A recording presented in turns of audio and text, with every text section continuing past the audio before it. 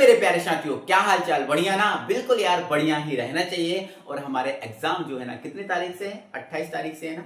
और केमिस्ट्री का पेपर शायद 8 तारीख को है ना।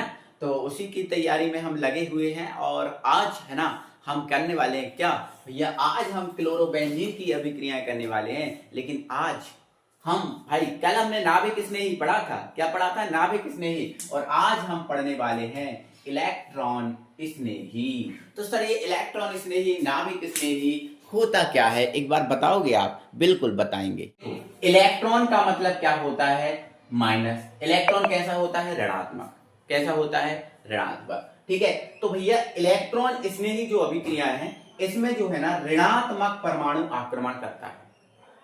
इलेक्ट्रॉन स्नेही भैया अभिक्रियाएं हम उन्हें कहते हैं जिसमें इलेक्ट्रॉन आक्रमण करे। कहां पर? धनात्मक पर। जिसमें इलेक्ट्रॉन मतलब ऋणात्मक आक्रमण करे, किस पर? धनात्मक पर। और नाभिक स्नेही हमने पढ़ा था, उसमें धनात्मक आक्रमण करता है ऋणात्मक पर। धनात्मक किस पे आक्रमण करता है? ऋणात्मक पर। और इसमें ऋणात्मक आक्रमण किस पे करता है? धनात्मक पर। ठीक है ना।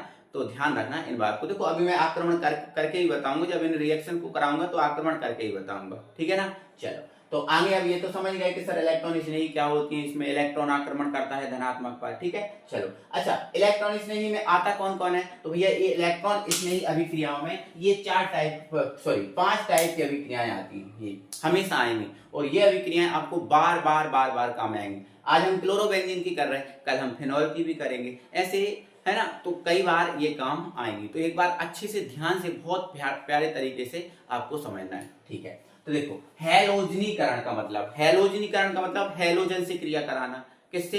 हैलोजन। और हैलोजन का मतलब Cl2Br2I2। ये होते हैं कि नहीं होते? होते हैं ना। हैलोजन का मतलब Cl2Br2I2 होते हैं ना। तो देखो, हैलोजनीकरण का मतलब इनमें से किसी से भी क्रिया कराना। लेकिन अगर पर्टिकुलर कोई नाम बोलना है, जैसे Cl2 से कराई, तो वो क्लोरीनीकरण होगी। क्या होगी?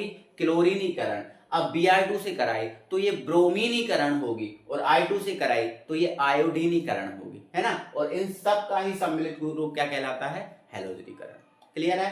तो हैलोजनीकरण का मतलब Cl2Br2I से क्रिया कराना, I2 से क्रिया कराना। और अगर पर्टिकुलर देखना है तो क्लोरीनीकरण, ब्रोमीनीकरण, I2।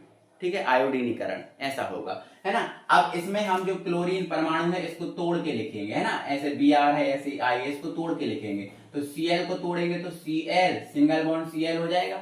और ये Cl ऋणात्मक है। अब ये ऋणात्मक आक्रमण करेगा धनात्मक पर। ठीक है। चल आगे, नाइट्रीकरण का मतलब नाइट्रिक अम्ल से क्रिया कराना। अब नाइट्रीकरण का मतलब क्या होता है? नाइट्रिक अम्ल से क्रिया कराना। और नाइट्रिक अम्ल क्या होता है? HNO3, है ना। तो नाइट्रिक अम्ल HNO3 से क्रिया कराना तो है, लेकिन इसमें आपको जब तक ऋणात्मक और परमाणु के बारे में नहीं पता होगा, तब तक आप परेशान रहोगे। तो मैंने आपको बता दिया, जो नाइट्रिक अम्ल है HNO3, इसको ऐसे तोड़ा जाता है। देखो, OH और NO2 में। अब यहां से OH आपको पता है एल्कोहल समूह है, और NO2 है, वो कौन सा समूह है? नाइट्रो समूह है। कौन सा समूह है? नाइट्रो समूह है। ठीक है ना। तो NO2 देखो, इसको तोड़ दिया, इसको ऐसे तोड़ा जाता है। ध्यान से समझ लेना इस बात को। ठीक है। ये नाइट्रो समूह है और ये एल्कोहल समूह है। ठीक है। अब ऐसे ही सल्फोनीकरण का मतलब होता है सल्फ्यूरिक अम्ल से क्रिया कराना। और सल्फ्यूरिक अम्ल क्या होता है? H2SO4 होता है ना। अब इसको भी तोड़ के लिखना आपको आना चाहिए, समझ में आना चाहिए। तो इसको तोड़ के ऐसे लिखा जाता है OH और HSO3। देखो, इसको ही तोड़ा मैंने, है ना। तो OH तो क्या है? एल्कोहल। लेकिन ये, इसके बारे में आपको पता होना चाहिए। तो ये है आपका सल्फोनिक। ये है आपका सल्फोनिक अम्ल या सल्फोनिक समूह, सल्फोनिक अम्ल या फिर सल्फोनिक समूह। ठीक है ना। तो ध्यान रखना इस बात को, है ना। मैं आपको एक एक चीज एकदम बहुत अच्छे से क्लियर कर रहा हूं। और यही बातें आपको पता होंगी तो आप बहुत अच्छे से बना पाओगे, और नहीं पता होंगी तो आप नहीं बना पाओगे। ठीक है ना। अब एसिलीकरण का मतलब होता है एसीटिल क्लोराइड से क्रिया। तो ये पूरा का पूरा जो लिखा है ना, वो क्या है? वो लिखा है एसीटिल क्लोराइड। ठीक है, एसीटिल क्लोराइड, ये पूरा का पूरा एसिटिल क्लोराइड है। CH3CO single bond Cl, acetyl chloride है। तो इसमें ये आपका ये समूह है, क्लोरो है ना। और इसको हम क्या बोलते हैं? तो इतने CH3CO को हम बोलते हैं एसीटो। क्या बोलते हैं? एसीटो। ये बातें आपको पता होना चाहिए। ठीक है। और एल्काइलीकरण का मतलब होता है सिंपल एल्किल हैलाइड से क्रिया। सिंपल से एल्किल हैलाइड से क्रिया, तो एल्किल और ये हैलाइड, तो एल्किल हैलाइड।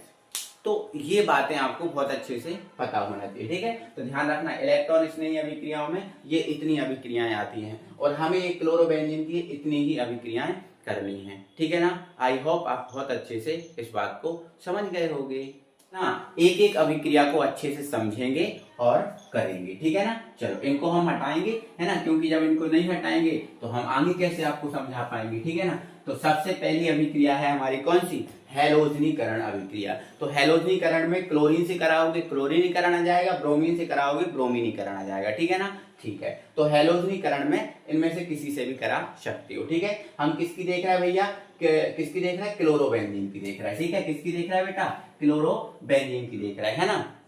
अब अच्छे से ध्यान से बहुत अच्छे से समझना, ठीक है। तो क्लोरोबेंजीन की देख रहे हैं, तो यहाँ पर आप ले लो क्लोरोबेंजीन, क्या ले लो, क्लोरोबेंजीन, ये ले लिया क्लोरोबेंजीन, ठीक है ना। चलो तो ये क्लोरोबेंजीन ले लिया, अब हमें इस क्लोरोबेंजीन का हैलोजनीकरण कराना है। तो हैलोजनीकरण में क्लोरीन से करा दें, क्लोरीनीकरण करा दें, बिल्कुल सर क्लोरीनीकरण करा सकते हैं, ठीक है ना।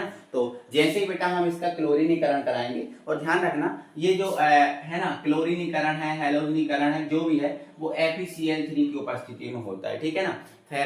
फेरिक क्लोराइड की उपस्थिति में हम कराते हैं। तो बेटा इसमें क्या होगा, तो ध्यान रखना बेटा, जितनी भी जो अभिक्रियाएं हम इलेक्ट्रॉन स्नेही कर रहे हैं, मतलब जितनी भी ये करण वाली अभिक्रियाएं कर रहे हैं, इनमें क्लोरोबेंजीन हमेशा ऑर्थो और पैरा वाला यौगिक बनाता है। हमेशा प्रत्येक अभिक्रिया हम करेंगे, प्रत्येक में ऑर्थो और पैरा वाला यौगिक बनेगा। कौन कौन सा, ऑर्थो वाला और पैरा वाला यौगिक बनेगा। कौन सा, ऑर्थो और पैरा वाला। तो हम क्या करेंगे, इसका ऑर्थो का, ये ऑर्थो है ना ये वाला, और ये पैरा होता है ना। तो ऑर्थो का और ये पैरा, इसका H ओपन कर लेंगे। ऑर्थो का और पैरा का हम क्या ओपन कर लेंगे बेटा, H ओपन कर लेंगे। क्लियर है, कोई परेशानी तो नहीं है, हो गया ना, समझ में आ गया, ठीक है। तो ऑर्थो का और पैरा का H ओपन कर लेंगे, ठीक है। चलो तो इसमें फिर क्या होगा बेटा, जो Cl है, माइनस होता है ना Cl पे क्या होता है, माइनस होता है। तो जो Cl है वो आक्रमण करेगा, मैंने बोला था ना ऋणात्मक आक्रमण करेगा धनात्मक पर। तो Cl जो है ना, Cl आक्रमण, देखो मैं इसको थोड़ा सा यहाँ से लिख दूं, Cl सिंगल बॉन्ड Cl, ये Cl2 है। तो इसमें ऋणात्मक आक्रमण करेगा धनात्मक, तो Cl आक्रमण करेगा इन H पर। तो Cl आक्रमण जब इन पर करेगा तो इस H को बाहर निकालेगा और फिर इस H को बाहर निकालेगा। तो जब इस H को बाहर निकालेगा तो भी इसके साथ HCl बनाएगा, और इसके साथ इसको बाहर निकालेगा तो भी इसके साथ HCl बनाएगा। तो मतलब जब ये इस पर आक्रमण करेगा तो HCl बनेगा, और HCl कितने बनेंगे, 2 H हैं तो 2 HCl बनेंगे। तो आप क्या करो, इसके 2 अणु ले लो, आप इसके कितने अणु ले लो, 2 अणु ले लो, ठीक है। अब आप समझ गए हो, तो अब आप इसको ऐसा ही कैसा लिख सकते हो, है ना। तो जब हम इसके 2 अणु ले लेंगे तो Cl कितने हो जाएंगे, 4, कितने हो जाएंगे, 4। तो 2 Cl तो 2 H को बाहर निकाल देंगे और 2H Cl बन जाएगा। क्या बन जाएगा, 2H Cl बन जाएगा ना। अब कितने Cl बचे हमारे पास, 2 Cl। तो एक Cl ऑर्थो पे जुड़ेगा और एक Cl कहाँ जुड़ेगा, पैरा पे। तो जब भैया ऑर्थो पर जुड़ेगा, जब किस पर जुड़ेगा, देखो इधर तो Cl है, इसका हमने कुछ नहीं किया। अब इधर का H निकला तो इधर कौन जुड़ेगा, Cl जुड़ेगा। अब इधर का H निकला तो इधर भी कौन जुड़ेगा, Cl जुड़ेगा कि नहीं जुड़ेगा। और बिल्कुल, अब बोलोगे सर बिल्कुल जुड़ेगा, है ना। तो Cl ने आक्रमण किया और Cl यहाँ जुड़ गया कि नहीं जुड़ा, तो ऋणात्मक ने आक्रमण किया, इसलिए इलेक्ट्रॉन स्नेही है, ठीक है। और इसमें क्या बन गया, तो देखो ऑर्थो पे Cl है, पैरा पे Cl है, ठीक है। तो आप देखो अच्छे से लिखना, ध्यान समझना। तो ऑर्थो पैरा, ऑर्थो है और पैरा है, ऑर्थो पैरा डाई क्लोरो। अब ऑर्थो और पैरा पे क्लोरो है और 2 क्लोरो है, इसलिए हमने क्या बोल दिया, डाई क्लोरो। तो ऑर्थो पैरा डाई क्लोरो, और बाकी देखो ये क्लोरोबेंजीन है, क्या है ये, क्लोरोबेंजीन है। तो ऑर्थो पैरा डाई क्लोरोबेंजीन, ठीक है ना, आएगा समझ में। ऑर्थो पैरा डाई क्लोरो और ये क्लोरोबेंजीन है, तो ये बन गया आपका, है ना, ठीक है। चलो तो ध्यान रखना इस बात को, ठीक है, कोई परेशानी नहीं है ना, ठीक है, ओके, है ना। और ये बात आप समझ गए हो, ठीक है ना। इसके बाद हैलोजनीकरण हो गया। अब हैलोजनीकरण के बाद हमारा दूसरा जो करण है वो कौन सा करण है, तो वो भैया आपका नाइट्रीकरण है। कौन सा है, नाइट्रीकरण। तो अब हम इसको कराते हैं नाइट्रीकरण। तो नाइट्रीकरण का मतलब क्या होता है बेटा, HNO3 से क्रिया, है ना। और HNO3 को कैसे लिखते हैं, OH और NO2 ऐसे करके लिख लेते हैं ना। ठीक है, तो देखो आप क्लोरोबेंजीन का ही कराना है तो बिल्कुल आप क्लोरोबेंजीन ले लो, रिंग के ऊपर क्या ले लो आप, Cl ले लो। ठीक है, अब इसका नाइट्रीकरण करा दो, मतलब HNO3 से क्रिया करा दो, तो इसको तोड़ के लिख लो OH और NO2। ठीक है, तो ध्यान रखना लेकिन थोड़ी सी बात कि जो नाइट्रीकरण है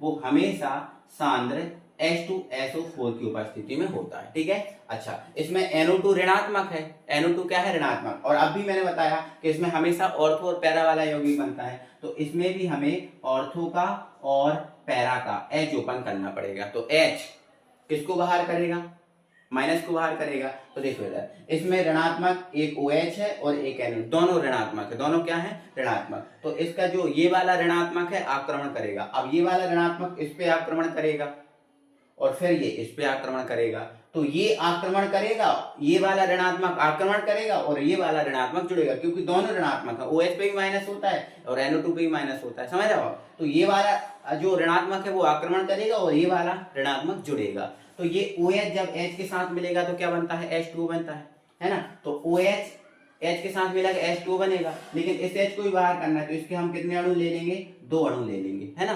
तो ये दोनों OH जब इन दोनों H के साथ, देखो ये OH इसके साथ मिलेगा तो क्या बनेगा, H2O बनेगा, बनेगा कि नहीं बनेगा। फिर अब हमने 2 लिए तो एक OH इसके साथ मिलेगा, उसके साथ भी क्या बनाएगा, H2O। तो कितने H2O बन गए, 2 H2O बन गए, कितने बन गए, 2 H2O बन गए। अब बचा हमारे पास क्या, NO2, और कितने हैं, 2, आगे 2 लगा दिया ना, तो आगे 2 हैं, मतलब 2 हैं, तो एक NO2 इधर जुड़ जाएगा और एक NO2 इधर जुड़ जाएगा। मतलब रिंग के ऊपर Cl है, इसका तो हमने कुछ नहीं किया। अब NO2 2 है तो एक NO2 इधर जुड़ गया और एक NO2 इधर जुड़ गया। तो समझ में आया, तो ऐसे करके हम बना सकते हैं। ठीक है, चलो अब मैं एक थोड़ा सा एक तरीका और आपको समझा रहा हूँ। ठीक है, अब ध्यान से सुनना मेरी बात, ठीक है ना। इसको मैं हटा रहा हूँ और इसी में मैं एक और तरीका आपको समझा रहा हूँ, ठीक है ना। और वो तरीका थोड़ा सा ज्यादा अच्छा रहेगा इससे, है ना। बाकी हैं तो दोनों ही एक ही बात है, कोई अलग अलग बातें नहीं है। अब ध्यान सुनना, अब देखो मैंने क्या बोला कि H और Cl बाहर हो गए,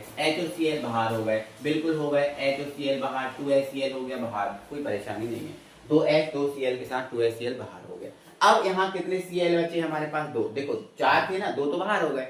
अब एक Cl ऑर्थो पे जोड़ेगा, एक Cl पैरा पे जोड़ेगा। तो चाहो तो आप ऐसा कर सकते हो अलग अलग, जैसे मान के चलो रिंग के ऊपर क्या है, Cl, रिंग के ऊपर क्या है, Cl है। अब एक ऑर्थो पे जुड़ेगा, एक पैरा पे, तो ऑर्थो वाला आप अलग कर सकते हो और ऑर्थो वाला अलग कर दिया। और जो आपका पैरा वाला है, एक पैरा पे जुड़ रहा है ना, एक कहां पे जुड़ रहा है, पैरा पे, तो पैरा वाला आप अलग कर सकते हो। अब बोलो सर इसमें तो 2 रिंग हो गई, इसमें 1 रिंग है, तो वो कोई परेशानी नहीं बेटा, हमें बैलेंस थोड़ी ना करना है। हमें बैलेंस करना है क्या, नहीं करना, हमें बैलेंस करने की जरूरत ही नहीं है भैया यहाँ पे।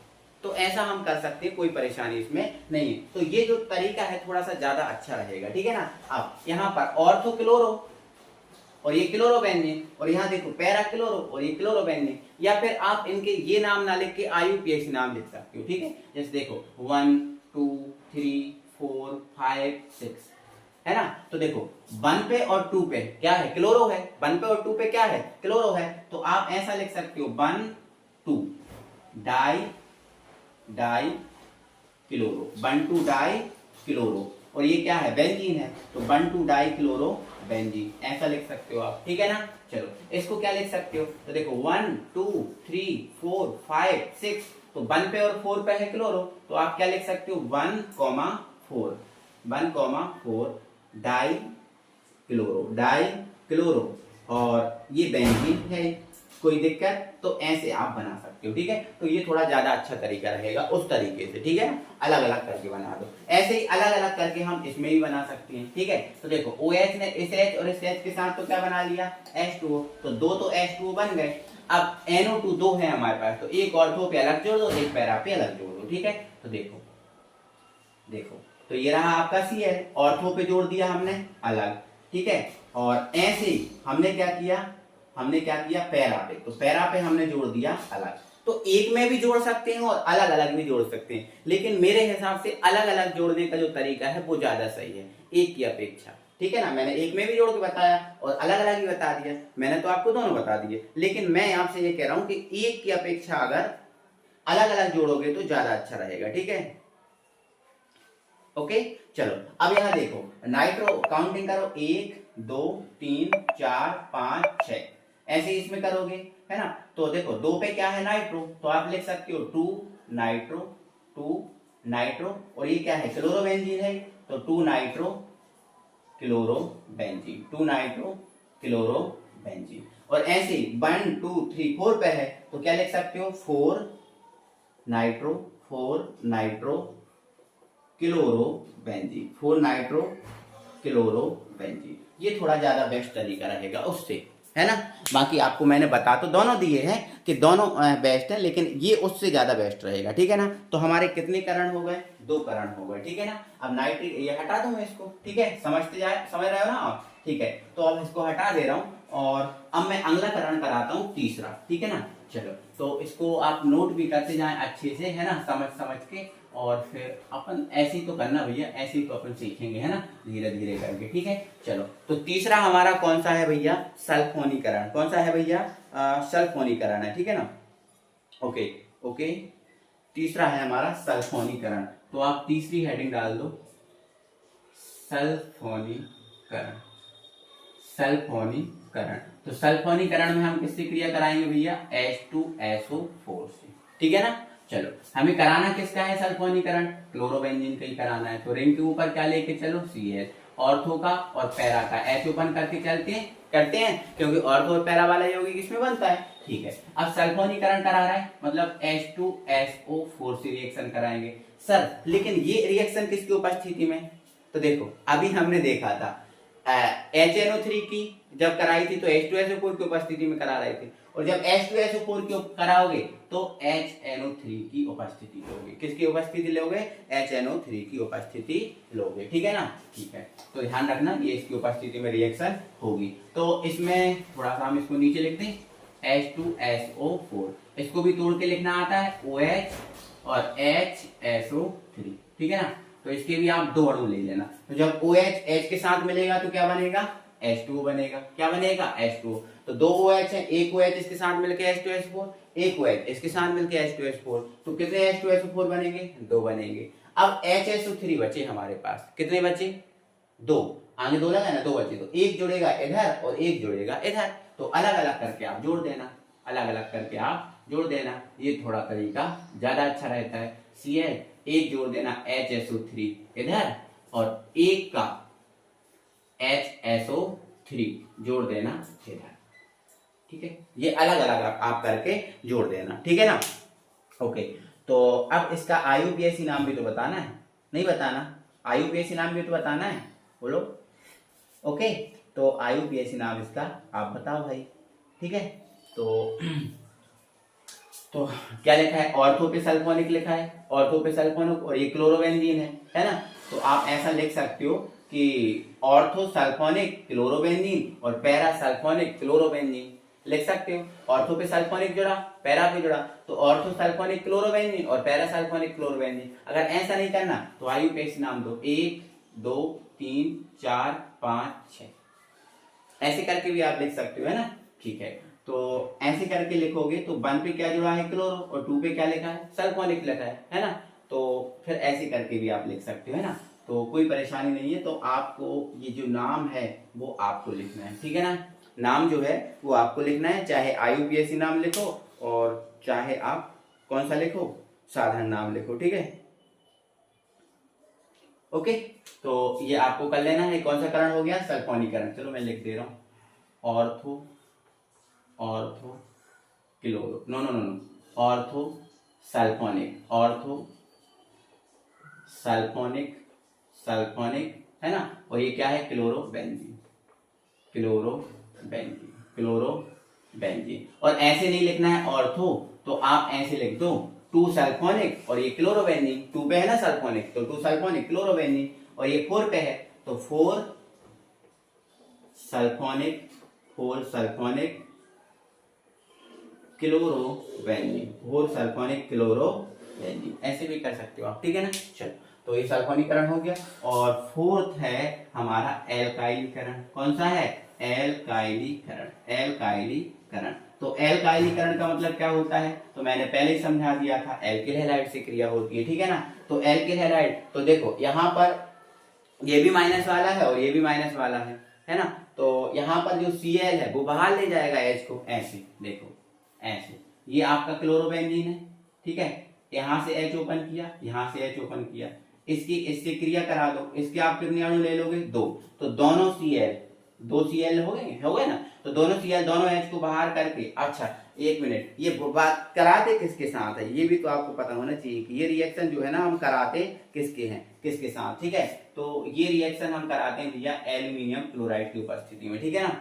ओके, तो एल्यूमिनियम क्लोराइड की उपस्थिति में ये रिएक्शन हमारे होगी। तो Cl H के साथ बाहर होगा तो कितने Cl भैया? 2HCl बाहर। 2 Cl हो गए ना, दोनों H हो गए तो दोनों H के साथ बाहर। अब 2 CH3 बचे हैं, तो एक CH3, यहाँ तो Cl है, एक CH3 जुड़ेगा यहाँ, और जो दूसरा CH3 है तो दूसरा CH3 कहाँ जुड़ेगा? यहाँ जुड़ेगा। ओके सॉरी, यहाँ जुड़ेगा। जुड़ेगा कि नहीं जुड़ेगा? तो देखो अब ये 2 पे मैथिल जुड़ा है और ये क्या है? क्लोरोबेंजीन। तो आप इसको क्या बोल सकते हो? 2 मैथिल और ये क्लोरोबेंजीन। और ये 4 पे जुड़ा है तो 4 मैथिल और ये क्लोरोबेंजीन। तो ये इसका नाम आप लिख सकते हो, ठीक है ना।